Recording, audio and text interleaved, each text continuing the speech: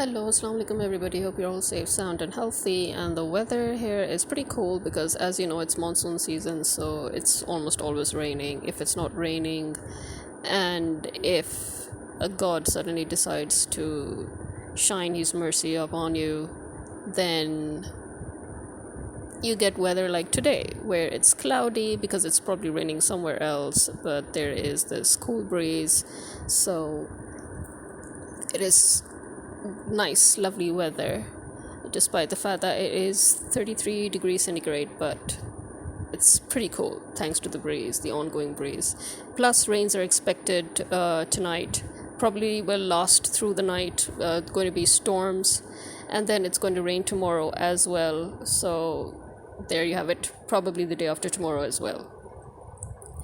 As we know, due to the climate change, almost all countries are right now facing heavy rains. I think even those countries that never really had much rain during these months of the year are actually having lots and lots of rain, a lot of heavy rains. And Karachi is a good example. In Pakistan, Karachi is a city that does not have this kind of downpour. This is usually Punjab and the northern areas of Pakistan that get it. But this time, Karachi has been flooded because of all the rains, the incoming rains and everything. So in England also, despite the fact that England, obviously it always all rained in England, but never the way it's doing nowadays. It's as if monsoon has traveled all the way to Europe. So we've got that going on. In America too, I've heard that there's been a lot of rain, a lot of downpour. So yeah, many countries, many states, many regions that did not have the kind of rains that they're facing nowadays. So the weather is a bit unpredictable. But yeah, so enough of the small talk and on to the main theme of this episode. Actually, it's been pretty dull in a way, that because one of the fears that we've always had, the those of us who have been avid watchers of K-dramas and Japanese dramas and all, but especially K-dramas, is that we feared that there would be a lull. At least I feared that, since I'm getting to enjoy more and more good content from them, that they might suddenly produce a lull, because that's what usually happens in all media. It happened with the American media, it happened with the British media, it happened with the Pakistani media, and then, so now it seems to be happening with the Korean media, especially since as they say, as some of the more older, more avid watchers of Korean media products or contents like dramas and movies, as they have been saying for quite some time, the American money will ruin it. And I guess that is somehow true.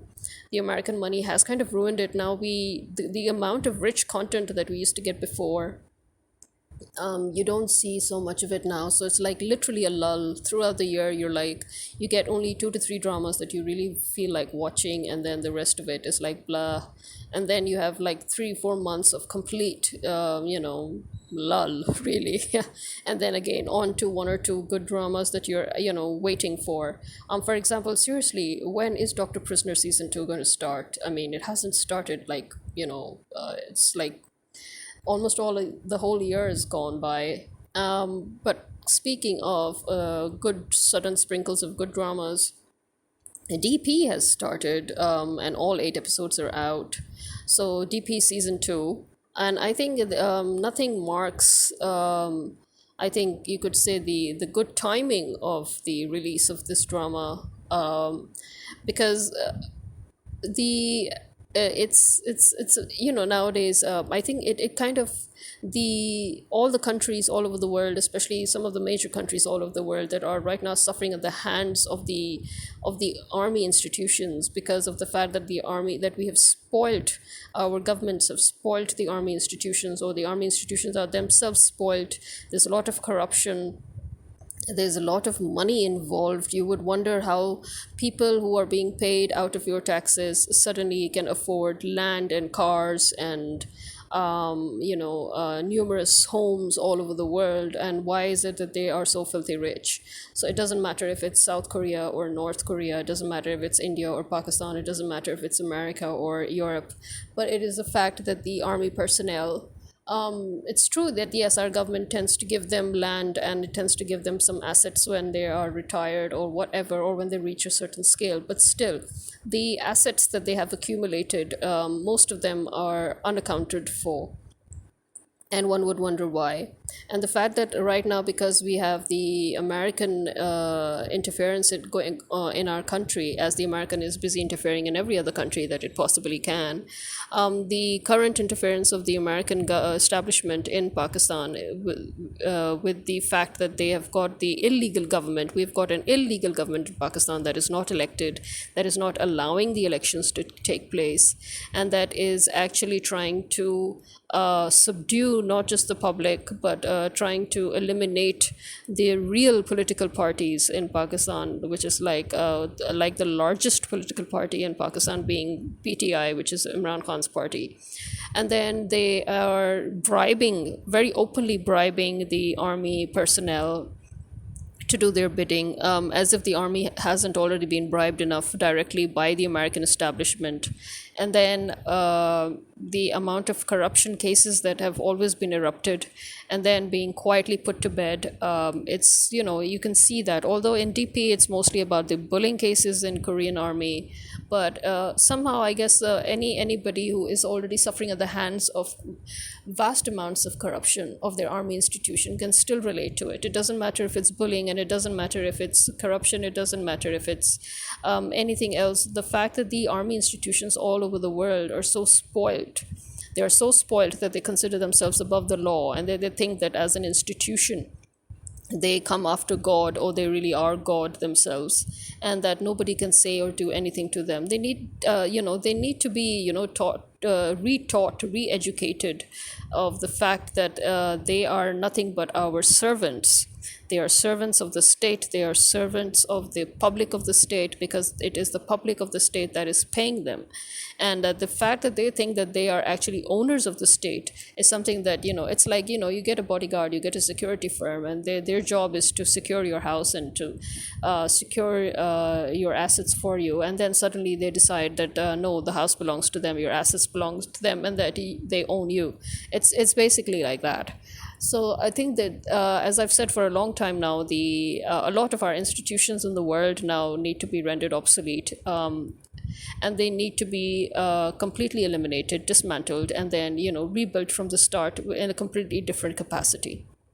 And the army is one such institution in every country of the world, where it needs to be reassessed, reassembled, demolished first, and then rebuilt with limited capabilities, more limited than they already have, because the army as an institution tends to always exceed its limitations. Whatever limitations you will put upon it, it will try to exceed it every time, either through the back door or through the front door, mostly through the back door. So both the establishment and the army, they need to be reminded of their true meaning of their existence in any country. But in every single country, we have seen that the establishment and the army have always acted as if they owned that country, as if they literally as if that country, the country and the public, the citizens are all underneath them. So they need to be disrobed of this illusion of theirs, this misunderstanding of theirs. At the fact that, in fact, our army right now is covering up not just a lot of things that the government is doing because they're being paid heavily by American establishment, but the army is also trying to quietly cover up the mutiny that has risen within the army. Because you need to understand, the army as an institution is what we're blaming, but if you look past the institution, you're looking at people. So there are numerous people that make up this institution. So the four chiefs and the chief of army staff, they are basically pinpointed and they are personally planted by the American imported government, as we know, and their job is to make sure that Pakistan very neatly comes under the American government and the United States of America, basically. So obviously, not everybody in the army would like that or allow that. So there have been many colonels, lieutenant colonels. There have been many, majors, many commanders, many sergeants who were up in arms against this act of treason by their superior officers and by the general and by by his minions. And so there was basically a mutiny that had started a rebellion within the army, and that is why actually the army, as I've mentioned this before, I think that is why the army started court-martialing it's these colonels and these lieutenant colonels and these sergeants and majors and commanders, which you heard that about 15 to 20 of them were just court-martialed just like that. So that is why they were court-martialed, and they were declared traitors, or they were declared to be part of conspiracy or whatnot. And they were basically some have been killed in the process. So the reason why they're eliminating these people within the army is because the army, as I've said before, the army and the establishment are actually divided. There are two factions. So the fight between the two factions erupted, and they are basically killing off the people from the factions that are patriotic. So basically, we've got traitors, and we've got the traitors killing the patriots right in front of our own eyes. And we're all still sitting and thinking that, oh, Imran Khan should perform a miracle. Oh, God should perform a miracle. Well, neither God nor Imran Khan are going to perform any miracles. Pakistan needs to understand that if the people do not come out in the streets, if the people do not themselves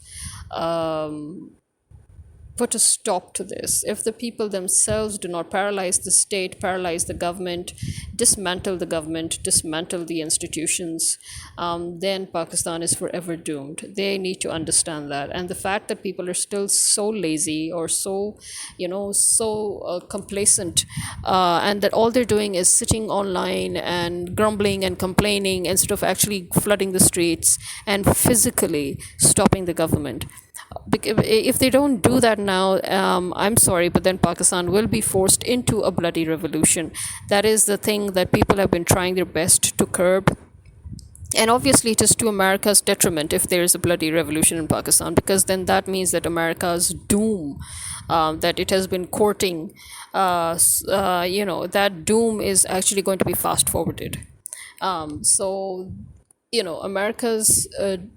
America and Britain, both of them, are going to suffer heavily if there is a bloody revolution in Pakistan, which is why they're constantly trying to just, use these different methods to control the public and to control the army and to control the government of Pakistan.